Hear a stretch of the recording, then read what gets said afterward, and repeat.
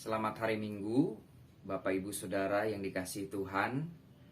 Di minggu ini kita kembali melakukan ibadah online di rumah masing-masing, namun tentunya tidak menghilangkan rasa sukacita dan syukur kita kepada Tuhan karena Tuhan masih memelihara kita. Dan kita akan bersama-sama membaca Alkitab. Sebelum kita membaca Alkitab dan merenungkannya, mari kita bersatu diri di dalam doa. Mari kita berdoa. Kami bersyukur ya Tuhan, di minggu ini kami bersama-sama bisa menghayati persekutuan walaupun kami harus melakukannya di rumah kami masing-masing. Kami tetap menghayati kuasa Roh Kudus hadir bersama dengan kami untuk kami bisa menghayati persekutuan, dan kami bersyukur untuk penyertaan dan pemeliharaan Tuhan yang luar biasa di dalam kehidupan kami. Sebentar kami akan membaca dan merenungkan firman Tuhan. Untuk itu ya Bapa, kami mohon pertolongan Tuhan. Kiranya kuasa Roh Kudus mengurapi kami sehingga kami beroleh hikmat dan pengertian, agar kami bisa memahami firman Tuhan, dan firman Tuhan itu menjadi kekuatan bagi kami, bahkan menuntun kami untuk senantiasa terus mengalami perubahan di dalam kehidupan. Tuntun kami, ya Bapa, di dalam nama Tuhan kami Yesus Kristus, kami berdoa dan mengucap syukur. Amin. Baik Bapak Ibu Saudara yang dikasihi Tuhan, kita akan membaca dari kitab Yeremia, pasal yang pertama, ayat yang keempat sampai dengan yang ke-10. Yeremia pasal 4, Yeremia pasal 1 ayat 4 sampai dengan yang ke-10. Yeremia pasal 1 ayat 4 sampai dengan yang ke-10, saya akan bacakan untuk kita semua. Firman Tuhan datang kepadaku bunyinya, sebelum aku membentuk engkau dalam rahim ibumu, aku telah mengenal engkau. Dan sebelum engkau keluar dari kandungan, aku telah menguduskan engkau. Aku telah menetapkan engkau menjadi nabi bagi bangsa-bangsa. Maka aku menjawab, Tuhan Allah, sesungguhnya aku tidak pandai berbicara, sebab aku ini masih muda. Tetapi Tuhan berfirman kepadaku, janganlah katakan aku ini masih muda. Tetapi kepada siapapun engkau kuutus, haruslah engkau pergi, dan apapun yang kuperintahkan kepadamu haruslah kau sampaikan. Janganlah takut kepada mereka, sebab aku menyertai engkau untuk melepaskan engkau. Demikianlah firman Tuhan. Lalu Tuhan mengulurkan tangannya dan menjamah mulutku. Tuhan berfirman kepadaku, sesungguhnya aku menaruh perkataan-perkataanku ke dalam mulutmu.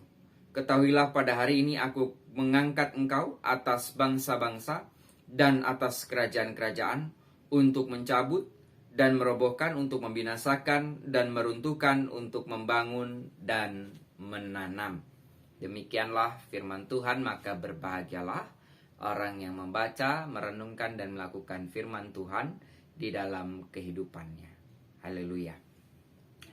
Bapak Ibu Saudara yang dikasihi Tuhan, ketika saya melihat daftar pembacaan Alkitab Sinode Gereja Kristen Pasundan di minggu ini yang diambil dari Yeremia pasal 1 ayat 4 sampai dengan 10 ini kembali mengingatkan saya bahwa pada saat saya khotbah sulung pentahbisan pendeta, saya mempergunakan bagian teks pembacaan dari Yeremia ini untuk dijadikan khotbah pertama saya sebagai seorang pendeta.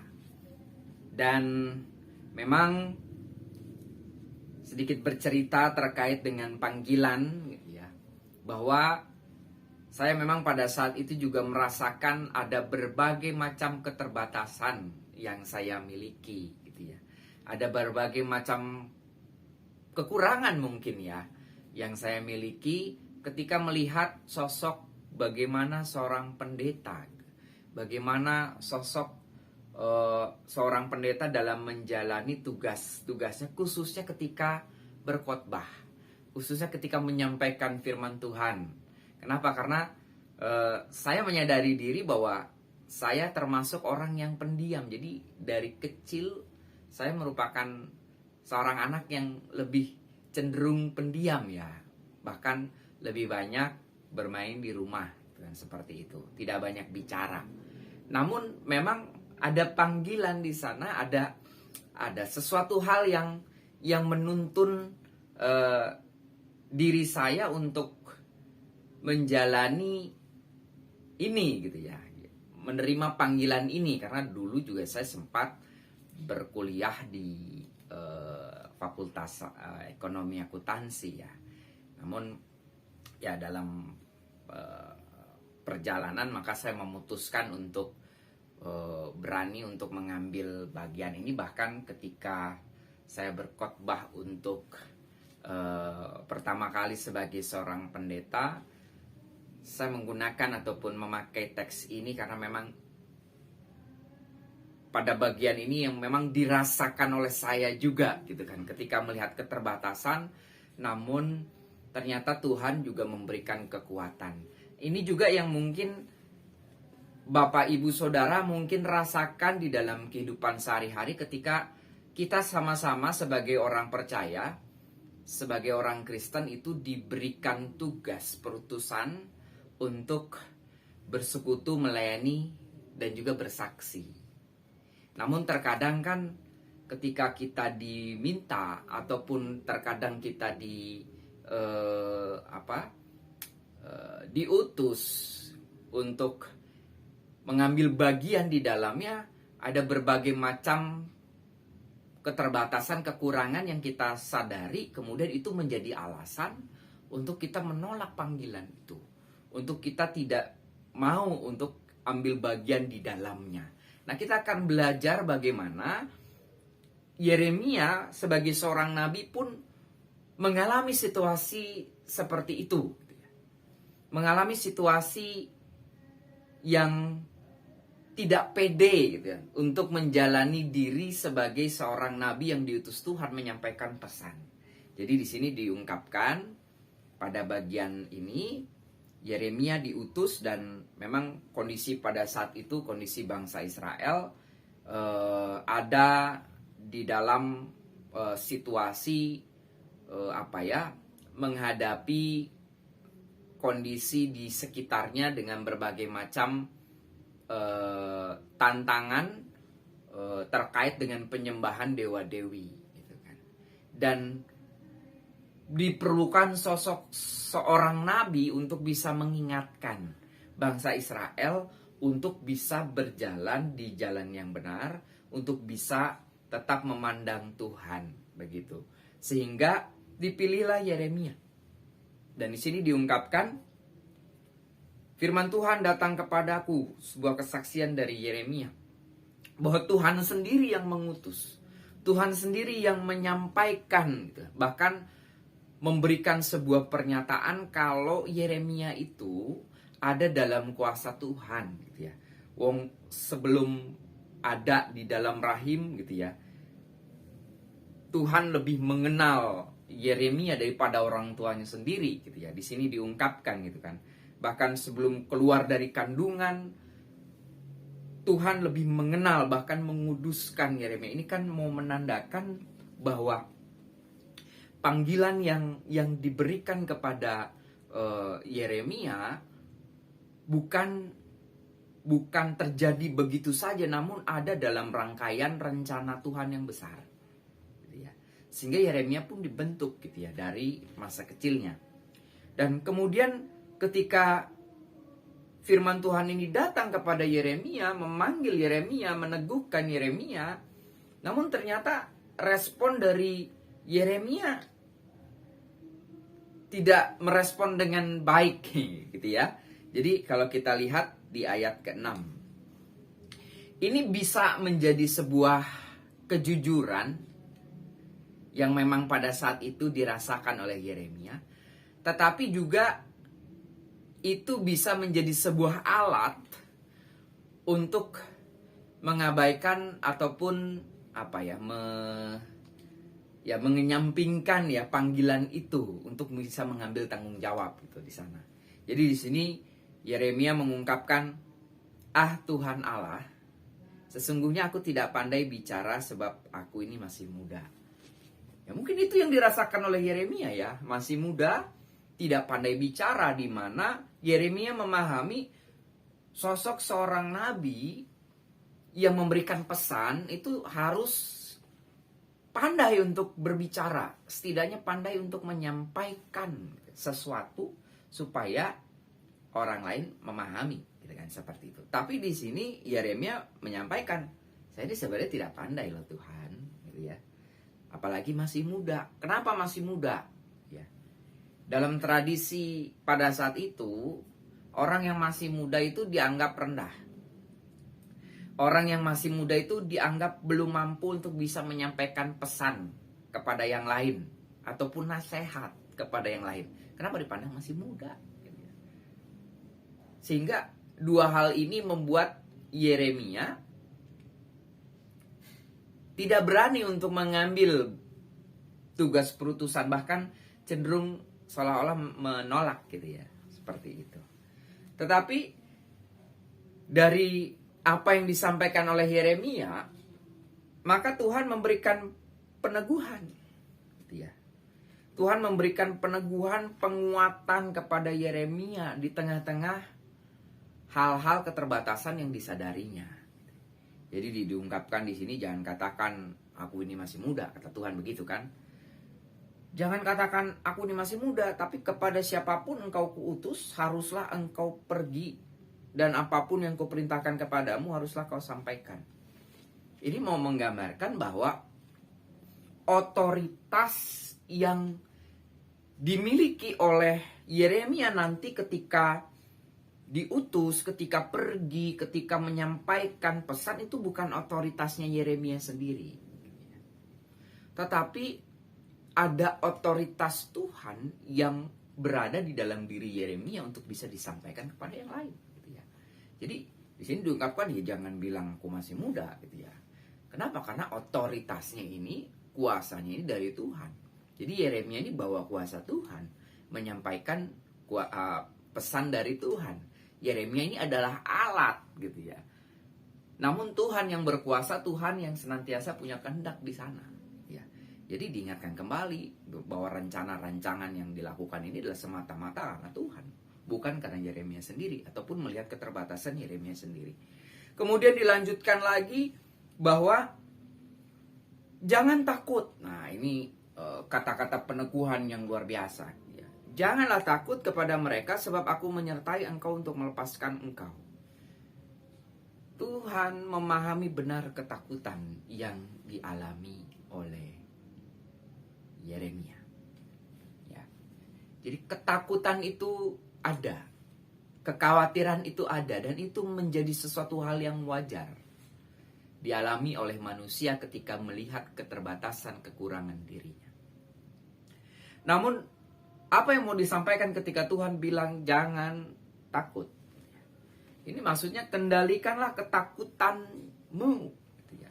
Kendalikanlah kekhawatiranmu. Kenapa? Karena engkau tidak sendirian. Aku menyertai engkau. Itu kata Tuhan begitu, gitu ya. Aku menyertai engkau. Aku ada bersama dengan engkau. Engkau nggak sendirian loh. Ada bersama-sama dengan aku.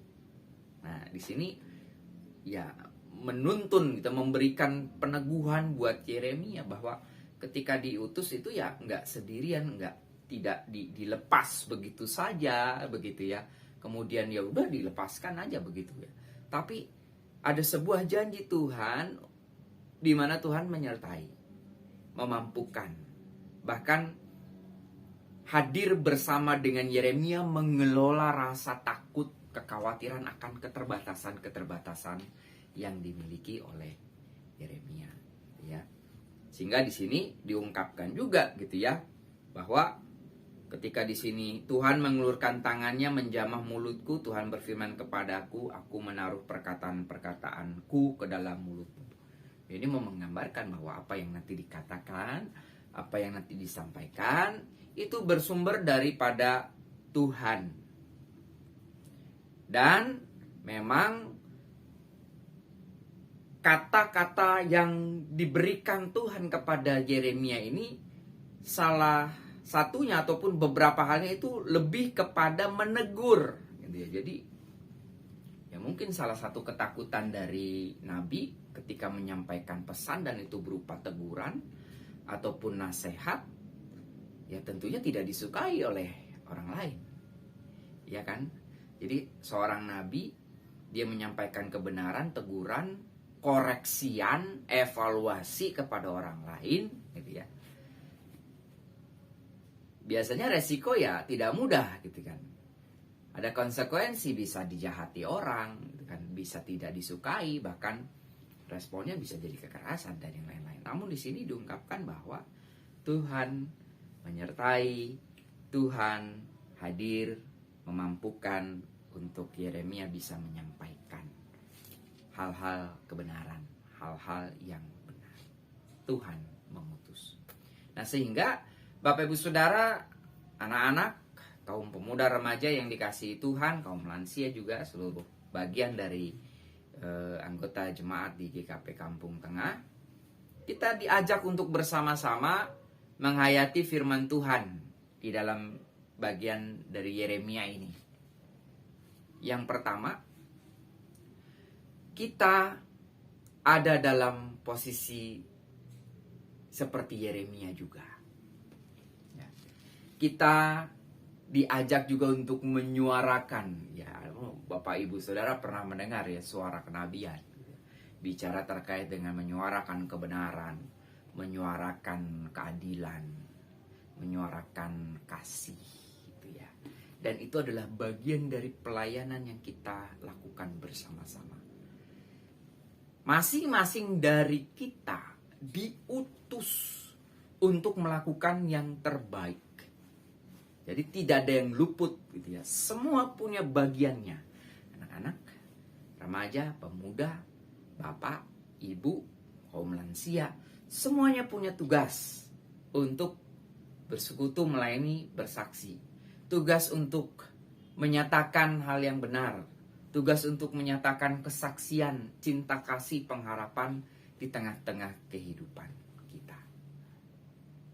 Nah, untuk itu kita diajak untuk bisa memegang teguh janji Tuhan. Mungkin kita punya berbagai macam hal yang kita pikirkan terkait dengan keterbatasan diri, kekurangan diri, kekhawatiran-kekhawatiranku saya kalau nanti ikut ambil bagian dalam persekutuan, dalam pelayanan kesaksian nanti kayaknya begini deh. Ada konsekuensi. Namun ternyata di sini kita diingatkan ya, kalau Tuhan memberikan penyertaan. Bahkan ketika kita ikut ambil bagian dalam pelayanan, persekutuan dan kesaksian, maka itu menjadi bagian bentuk syukur kita Bapak Ibu Saudara. Jadi diharapkan pun bukan sekedar hanya jadi beban begitu ya, tanggung jawab, tapi hak kita, ungkapan syukur kita kepada Tuhan, supaya pesan, supaya kehendaknya bisa sampai kepada banyak orang. Maka kita diajak untuk melakukan, ikut ambil bagian di dalamnya. Dan Tuhan yang mengutus kita, Tuhan yang memahami kita seperti apa, bahkan dari sejak lahir Tuhan tahu persis siapa kita. Maka tidak salah juga Dia yang mengutus kita, mengajak kita untuk ikut ambil bagian dalam karyanya, menyatakan damai sejahtera di tengah-tengah kehidupan dengan apa yang kita bisa lakukan. Jadi jangan hanya cenderung melihat keterbatasan diri saja, kekurangan diri saja, tapi justru melalui firman Tuhan ini kita juga diajak melihat kekuasaan Tuhan yang tidak terbatas. Jadi yang pertama tadi kita diajak untuk ikut ambil bagian. Ya. Kemudian Bapak Ibu Saudara yang dikasihi Tuhan, yang kedua kita diajak juga untuk meyakini. Nah, gitu ya. kita diajak untuk percaya. Jadi kalau yang pertama kita diajak untuk ikut ambil bagian dalam pelayanan, dalam berbagai macam bentuknya. Maka yang kedua kita diajak untuk yakin dan percaya, meyakini kuasa Tuhan, meyakini kehadirannya, meyakini penyertaannya, bahwa kita tidak sendiri. Kita ada bersama dengan Tuhan, menjalani kehidupan, bahkan melakukan tugas perutusan untuk menyatakan cinta kasih. Di ayat 8 diungkapkan, jangan takut sebab aku menyertai engkau untuk melepaskan engkau.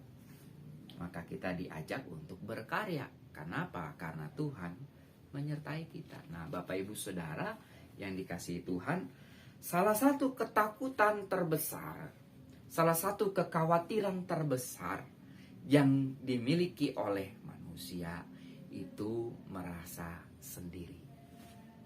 Ya, merasa sendiri. Tidak ada orang lain. Jadi merasa sendiri ini bisa diterjemahkan dengan berbagai macam hal ya. Susah sendiri gitu ya. Sakit sendiri. Kemudian berjibaku, mungkin ada pikiran juga, saya ikut pelayanan, persekutuan, ya susah sendiri gitu ya. Mungkin gitu ya, kita merasakan itu gitu ya. Tetapi ketika Tuhan mengutus, maka Tuhan juga memperlengkapi. Ketika Tuhan mengutus, Tuhan juga hadir. Jadi satu paket gitu ya, dengan penyertaannya. Sehingga kita tidak dibiarkan sendiri. Pertanyaannya, apa yang membuat kita merasa sendiri? Apa yang membuat kita merasa tidak disertai Tuhan? Ketika kita melakukan bagian kita nih, ikut ambil bagian dalam persekutuan, ikut aktif, jadi fungsionaris, melayani gitu ya, dan yang lain-lain gitu kan, dalam pelayanan-pelayanan yang kita lakukan. Terus kemudian kita merasa sendiri gitu ya. Pertanyaannya, apa yang membuat kita merasakan itu? Jangan-jangan Bapak Ibu,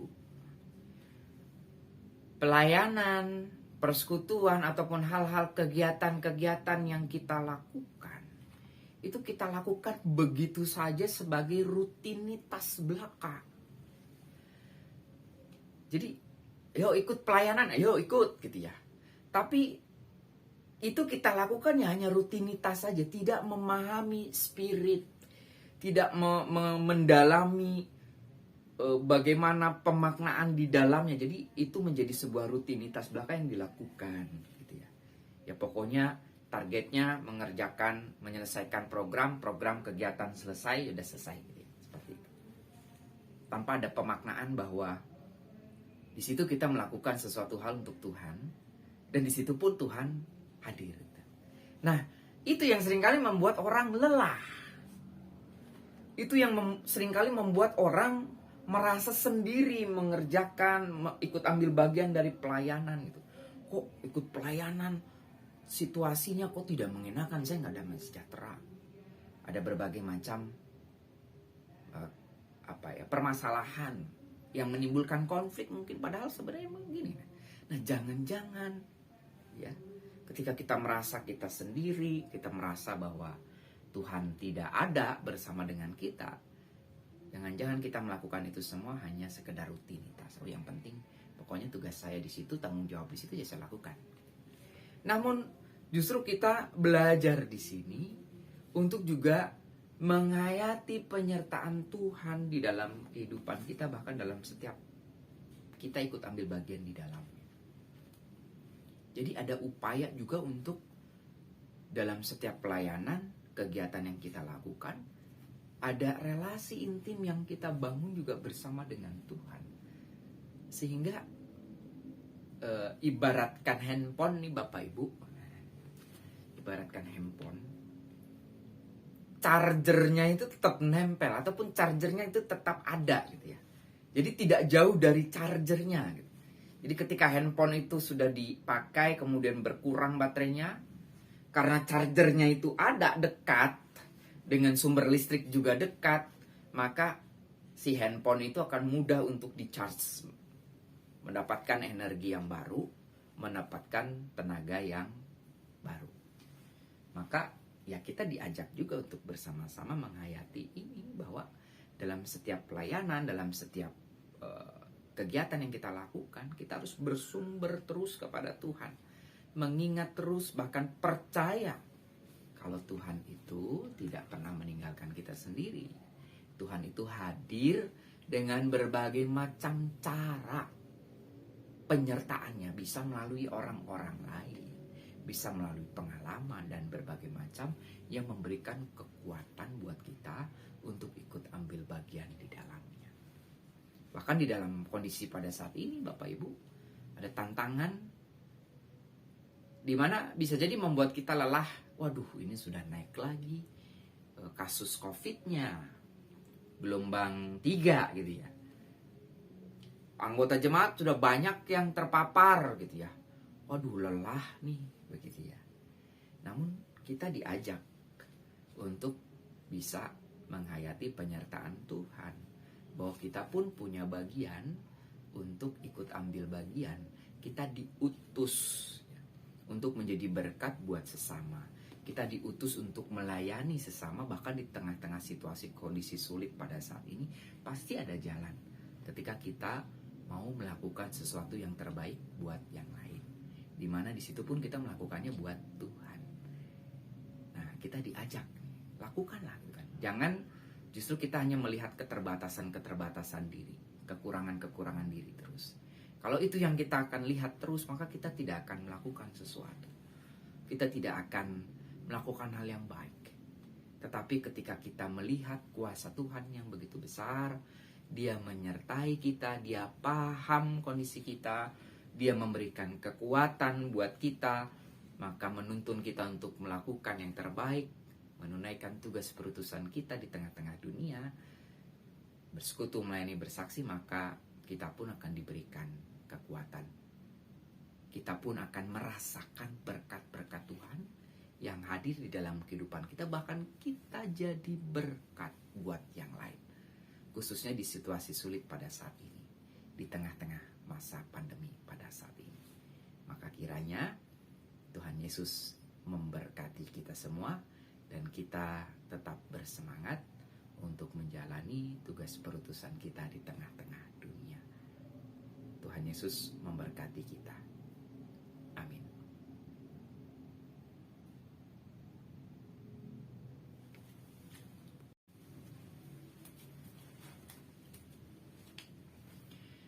Bapak Ibu Saudara yang dikasihi Tuhan, kini kita kembali ke tengah-tengah kehidupan kita. Lakukanlah firman Tuhan, lakukanlah tugas perutusan kita, dan yakinlah Tuhan senantiasa memperlengkapi kita dan menyertai kita. Kini terimalah berkat-Nya. Kasih karunia dan damai sejahtera dari Allah Bapa, Anak, dan Roh Kudus menyertai dan memberkati Bapak Ibu Saudara dari hari ini sampai dengan selama-lamanya. Amin.